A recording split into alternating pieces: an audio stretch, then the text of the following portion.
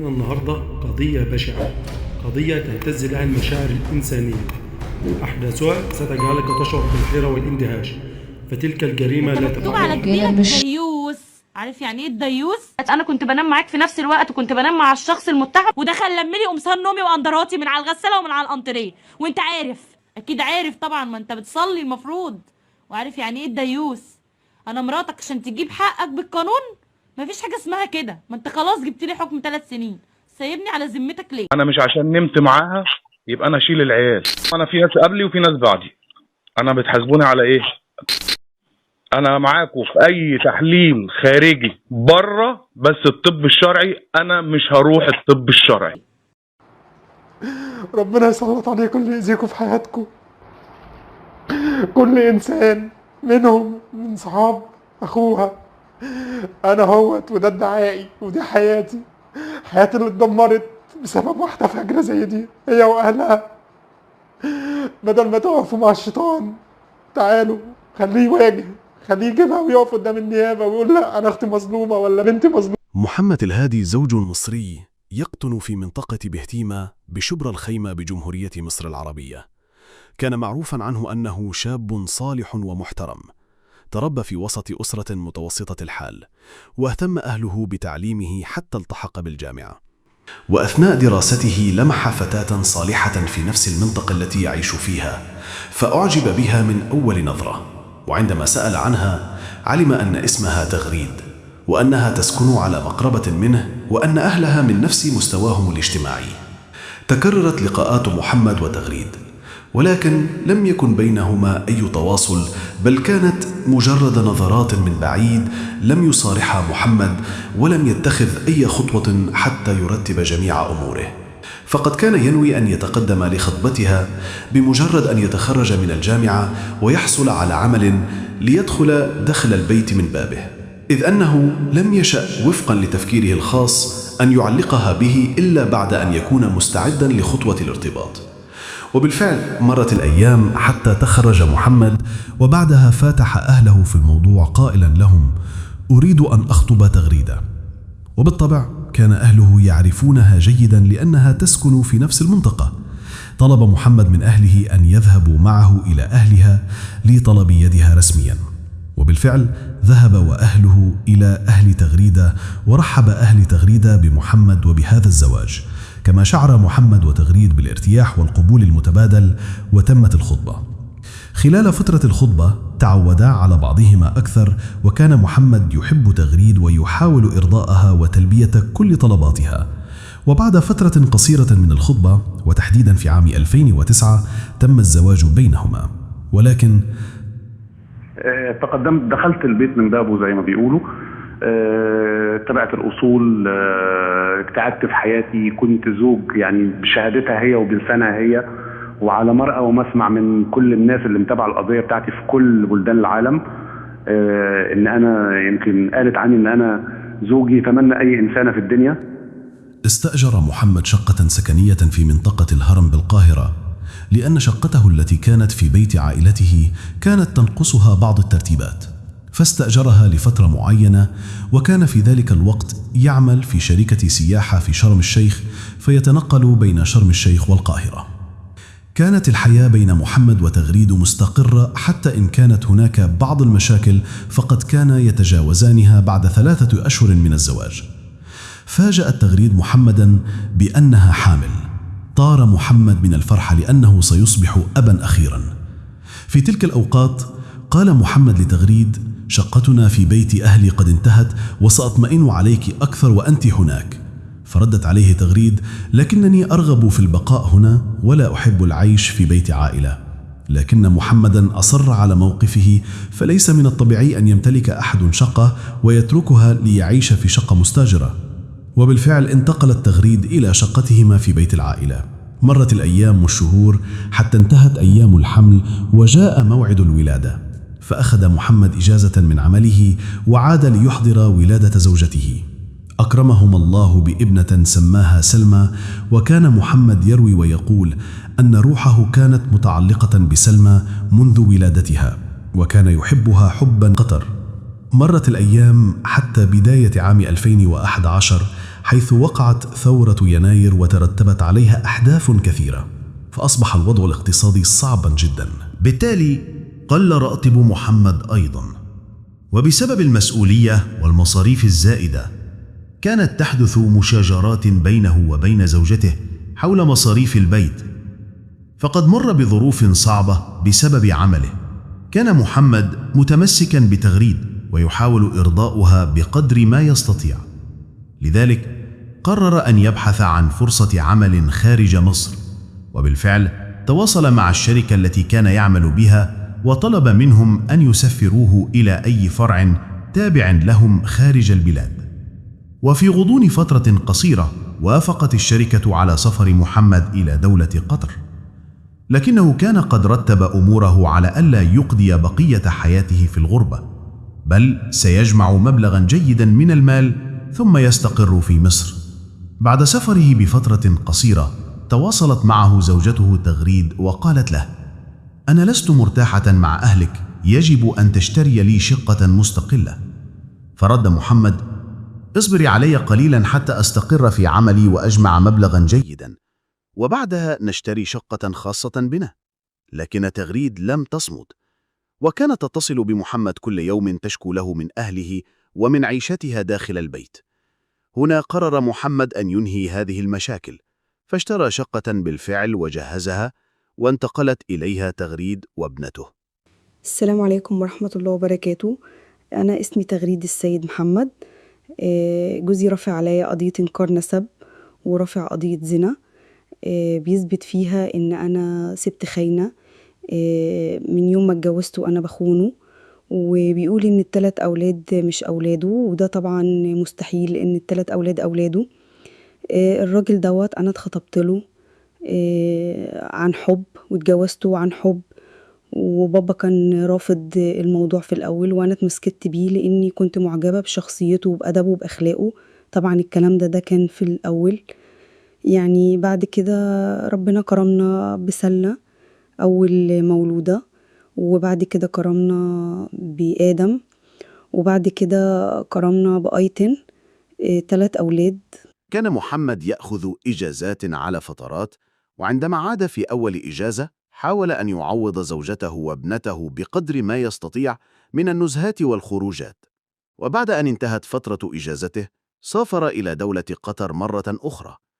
بعد سفره بشهرين تقريبا اتصلت به تغريد وأخبرته أنها حامل للمرة الثانية، وكالعادة طار محمد فرحا. مرت الأيام والشهور حتى جاء موعد ولادتها، واستطاع محمد أن يأخذ إجازة وينزل ليكون بجانب زوجته، ولكن الطفلة ولدت مريضة، وللأسف لم يمضي وقت طويل على ولادتها حتى توفيت. اضطر محمد أن يطيل إجازته قليلا ليكون بجانب زوجته في هذه المحنة.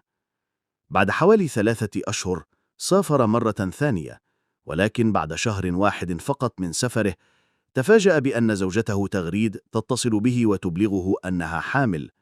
فرح الزوج وقال: الحمد لله، سيعوضنا الله. مرت الشهور وأنجبت تغريد ولدا، ولكن هذه المرة لم يكن محمد موجودا لأنه كان قد سافر منذ أشهر قليلة ولم يستطع أخذ إجازة. مرت السنين ومحمد يتنقل بين مصر وقطر، ولكن في يوم من الأيام اتصلت به زوجته تغريد وقالت له: أنا بحاجة إليك، يجب أن تنزل ضروريا. فرد عليها محمد: لقد كنت عندكم قريبا ولم أمكث هنا سوى 4 أشهر فقط، ومن المستحيل أن أنزل في هذا الوقت. لكن تغريد أصرت على نزوله، وعلى الرغم من استغرابه من إصرارها إلا أنه بالفعل نزل في إجازة، وهو يحكي على لسانه قائلا إنه بسبب نزوله بعد 4 أشهر فقط من سفره حدثت له مشكلة في العمل. نزل محمد بالفعل وقضى فترة مع زوجته وأولاده، وكان يخرجهم وينزههم محاولا تعويضهم عن غيابه بقدر ما يستطيع. ولما انتهت إجازته سافر إلى عمله، وهذا بسبب ظروف عمله، فهو لم يحضر من ولادات أبنائه سوى ولادة ابنته سلمى. كان محمد مغتربا يعمل من أجل تأمين مستقبله ومستقبل أولاده، وكان يريد نقلهم من المنطقة التي يعيشون فيها إلى منطقة أفضل. وطوال فترة سفره لم يكن يضيق على تغريد، فعندما كانت تخبره أنها ستخرج أو ستبيت عند والدها 2 أو 3 لم يكن يمانع أبدا، وكان يترك لها حرية الخروج والدخول. كان محمد يلاحظ أمرا غريبا، وهو أن تغريد كانت من فترة لأخرى تبلغه أن مبلغا من المال قد سرق منها، أو إن هاتفها نسيته في المواصلات، أو إن لصا دخل الشقة وسرق أشياء ثمينة. وعلى الرغم من أن محمدا كان يستغرب من الوضع، خاصة أنهم يسكنون في الطابق الرابع، وعندما كان ينزل من السفر لم يكن يجد أي أثر لاقتحام كنافذة أو زجاج مكسور، إلا أنه للأسف كان يتجاوز الأمر ويقول لنفسه: إن مالا يذهب ويأتي، والمهم أن أولاده وزوجته بخير. بعد سنين طويلة من الغربة والعناء، استطاع محمد أخيرا أن يجمع مبلغا جيدا ويعود إلى مصر، وقرر حينئذ أن يستقر مع أسرته. وبالفعل عاد محمد وافتتح مشروعه الخاص، لكنه بدأ يلاحظ أن تغريد لم تعد كما كانت، وأنها كانت تفتعل معه المشاكل بسبب وبدون سبب، ولم يكن يفهم السبب. حتى جاء يوم كان محمد قد وضع فيه مبلغا كبيرا في مكان سري لا يعرفه أحد سواه وزوجته، وللأسف تفاجأ بأن المبلغ قد ضاع، أو بالأحرى سرق. لكن هذه المرة قرر محمد ألا يصمت وواجه تغريد قائلا لها: أين الأموال التي كنت أحتفظ بها؟ فردت تغريد: لا أعرف، لم أرها، ربما سرقت. فرد محمد: لكنني كنت أضعها في المكان الذي لا نعرفه سوى أنا وأنت، ولو فرضنا أن لصا دخل وسرقنا فلماذا يأخذ الأموال فقط؟ بيتنا مليء بالهواتف والشاشات والأجهزة. فردت تغريد: ماذا تقصد؟ هل تتهمني لأنني سرقت الأموال؟ فرد محمد: نعم، أنت من أخذ الأموال. لم تحتمل تغريد كلامه، فجمعت أغراضها وذهبت إلى بيته. كان عقل محمد يموج بالأفكار، لكنه قرر حينئذ أن يذهب إلى والدها ويحكي له ما حدث. لكن والدها رد عليه قائلا: ابنتي لا تسرق، انظر أنت يا محمد أين وضعت أموالك. قرر محمد أن ينهي الخلاف ويطيب خاطر زوجته بكلمتين، وأعادها معه إلى شقتهما. لكنه لم يكن مطمئنا ولا مرتاحا، وأصبح يشعر أن تغريد تخفي عنه أشياء كثيرة. في تلك الليلة يقول محمد على لسانه: صليت ودعوت الله وقلت: يا رب اكشف لي سترها إن كانت تخفي عني أي شيء. وقال إنه بعد هذا الموقف ب4 أيام فقط، وتحديدا في منتصف عام 2018، قالت تغريد لمحمد: سآخذ الأولاد وأذهب إلى بيت أهلي لأقضي 4 أيام. فرد محمد: حسنا، اذهبي. في اليوم التالي كان محمد يمسك هاتفه ويتصفحه كالعادة، وفجأة رأى رسالة مبعوثة له من شخص مجهول. وعندما فتح الرسالة وجد الشخص يقول له: أريد أن أتحدث معك في موضوع مهم جدا. كل ما جال في خاطر محمد حينئذ أن هذا الشخص يريد منه مساعدة أو أن يدبر له فرصة سفره. لكن محمدا تفاجأ بأن الشخص أرسل له صورة زوجته تغريد، وقال له: اعتبرني فاعل خير، أريد أن أخبرك أن زوجتك تخونك مع شخص اسمه عبد المنعم، وهي تخونك منذ سنين طويلة جدا. ولم يكتفي الشخص بهاتين الكلمتين، بل أرسل له أيضا صورة العشيق. صدم محمد، لأن ابنته الصغيرة كانت نسخة من الشخص الظاهر في الصورة، وكان دائما يلاحظ أنها لا تشبهه على الإطلاق. وقبل أن يستوعب محمد الأمر أو يرد على الشخص، أغلق الشخص صفحته واختفى تماما، طارقا محمدا وعقله يموج بالأفكار، وكاد يجن من التفكير. في ذلك الوقت قرر أن يتصل بتغريد ويواجهها ويسألها، لكنه عندما اتصل بها وجد هاتفها مغلقا، وبما أنها كانت عند أهلها لم يفكر كثيرا واتصل بوالدها. وعندما رد قال له: محمد، أعطني تغريدة، أريد أن أكلمها. فرد والدها: تغريد ليست هنا، ومنذ أن غادرت معك لم تأتي ولم نرها. استغرب محمد جدا وقال له: كيف ليست عندكم؟ لقد استأذنت مني بالأمس وقالت لي أنها ستذهب إلى بيت أهلها لتقضي يومين. بعد أن أغلق الهاتف مع والده قرر محمد أن يتصل بابنته الكبرى سلمى، ولحسن حظها كان هاتفها مفتوحا وردت عليه، فسألها: أين أنتم؟ وما أن كادت البنت ترد حتى أغلق الهاتف.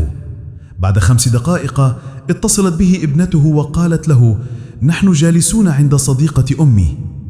هنا تأكد محمد من شكوكه، فما الذي يدفع زوجته تغريد للكذب؟ فلو قالت له أنها ذاهبة إلى صديقتها لما كان سيعترض. ما الذي جعلها تقول أنها ستقضي يومين عند أهلها؟ والأغرب من كل ذلك كله، لماذا تذهب لتقضي يومين عند صديقتها؟ بعد هذه المكالمة اتصل محمد بتغريد وتشاجر معها وقال لها: ابقي في بيت أهلك، ولم يواجهها بأي شيء مما عرفه. ثم أخذ نفسه وذهب إلى صديق له يعمل محاميا، حكى له كل شيء وقال له إنه يشك في زوجته تغريد.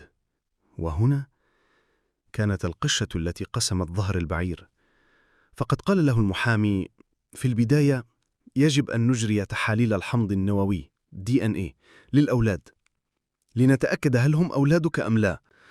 فرد محمد: حسنا، سأجري التحليل للولد والبنت الأخيرة، لأنني متأكد أن سلمى ابنتي، فهي أقرب واحدة إلي، كما أن تغريد حملت بها في أول أشهر زواجنا، فمن المؤكد أنها لم تكن تخونني منذ يوم زواجنا. بالفعل ذهب محمد إلى تغريد وقال لها: سأخذ البنت والولد ليشتري لهما ملابس، وتحجج بأي حجة ليأخذهما دون أن يشك أحد في شيء، وانطلق بهما فورا إلى معمل تحاليل كبير ومشهور. ظهرت نتيجة التحاليل وأثبتت أنهما كليهما ليسا من أولاده ولا تربط بهما أي صلة. من شدة الصدمة لم يكن محمد قادرا على الوقوف على رجليه، ولم يكن يعرف ماذا يفعل أو إلى أين يذهب.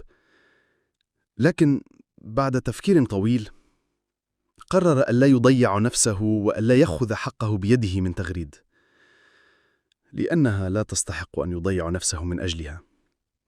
وهنا قرر أن يأخذ حقه بالقانون ويرفع عليها قضية زنا. تم استدعاء تغريد لحضور الجلسات، لكنها رفضت الحضور، فتم استدعاؤها من النيابة وأجبرت على التوقيع على إقرار يلزمها بحضور الجلسات. ومن هنا بدأ فصل جديد وحزين في حياة محمد. وبالطبع وكلت تغريد محاميا، وأنكرت كل ما اتهمها به محمد، وقالت: محمد يفعل كل هذا ليتهرب من المسؤولية ولا ينفق على أولاده وليتزوج ويعيش حياته. فرد عليها محمد: لو كنت أريد أن أفعل ذلك لفعلته دون فضائح، ولن أسيء لسمعة أولادي أبدا. قدم محمد التحاليل للمحكمة، لكن المحكمة أمرت بإعادة التحاليل مرة أخرى تحت رقابة حكومية. فقال محمد: حسنا، سأعيد التحاليل للولد والبنت. أما تغريد ومحاميها فقالوا: لا، سأجري تحليلا للأولاد ال3. كانت تغريد مطمئنة أن سلمى ابنة محمد، وكانت ترى أن هذا سيعزز موقفها. بالفعل أعاد محمد التحاليل للأطفال ال3. هنا كانت الصدمة الكبرى. سلمى، ما هي الأخرى، لم تكن ابنته، وهذا يعني أن تغريد كانت تخونه من بداية زواجهما. البنت الوحيدة التي كان يحبها أكثر من إخوتها لم تكن من صلبه. كان محمد يحكي ويقول: كنت أنوي بعد كشف الحقيقة ومعاقبة تغريد وسجنها أن أخذ الولد والبنت وأربيهما مع ابنتي، لأنني كنت أشعر أن سلمى ابنتي، وقلت لنفسي أنني لن أفرق بينهم لأنهم إخوة سلمى ويجب أن أكرمهم. ولكن للأسف في النهاية تبين أن سلمى أيضا ليست ابنتي. بعد التحاليل كانت تغريد تنكر وتقول بالتأكيد هذه التحاليل مزورة وفيها شيء خاطئ، ورفضت الاعتراف أبدا. أما محمد والمحامي الذي وكله فلم يسكتا أبدا، وذهب إلى صاحب العمارة التي يسكن فيها محمد، وعندما سألوه وأروه شورة عبد المنعم هل كان يأتي إلى هنا أم لا، رد صاحب العمارة قائلا نعم، هذا الشخص كان يأتي إلى هنا كثيرا، وأحيانا كان يبيت ليوم أو يومين، وقد أوقفته مرة وسألته من أنت وإلى أين تذهب؟ فرد عليه قائلا إنه أخو زوجتك ويأتي ليزورها ويطمئن عليها لأنك مسافر وغير موجود. عشان راجل زي ده في الآخر يجي يقول إن أنا ست مش كويسة وأنتوا بتصدقوا. حسبي الله ونعم الوكيل فيه وفي كل الناس اللي وراه وكل الناس اللي ساعدته على اللي هو بيعمله ده. وإن شاء الله يا محمد يا هادي ربنا يمد في طغيانك أكتر من كده وتشوفه على حياة عينك وأشوفك وأنت بتتعذب بإذن الله. وعندما تمت مواجهة تغريد بما قاله صاحب العمارة ردت قائلة لم يحدث وكل هذا الكلام كذب، أنا وزوجة عبد المنعم صديقتان وهما كانا يأتيان إلي ليطمئن علي، لكن المحامي الذي وكلوا محمد بحث عن زوجة عبد المنعم، وهنا اكتشف أمرا مهما جدا، وهو أن زوجة عبد المنعم عشيق تغريد كانت قدمت بلاغا في تغريد في عام 2014 واتهمتها بأنها سرقت أشياء خاصة بها لأنها كانت تغار من علاقة زوجها. وعلى الرغم من كل ما حدث ظلت تغريد على تواصل مع عبد المنعم، بل وأنجبت منه بنتا في عام 2015. في تلك الأوقات تم القبض على عبد المنعم الذي كان مختفيا طوال الوقت، وأثناء التحقيقات اعترف بكل شيء وقال فعلا كانت هناك علاقة بيني وبين تغريد، وهذا الكلام في بداية زواجها، ولكن هؤلاء الأولاد ليسوا أولادي، ورفض تماما أن ينسب الأولاد إليه. إنني لا أعرف لماذا لم تأمر المحكمة بإجراء تحليل الحمض النووي لعبد المنعم. يا ليت من لديه معلومة من حضراتكم يفيدني.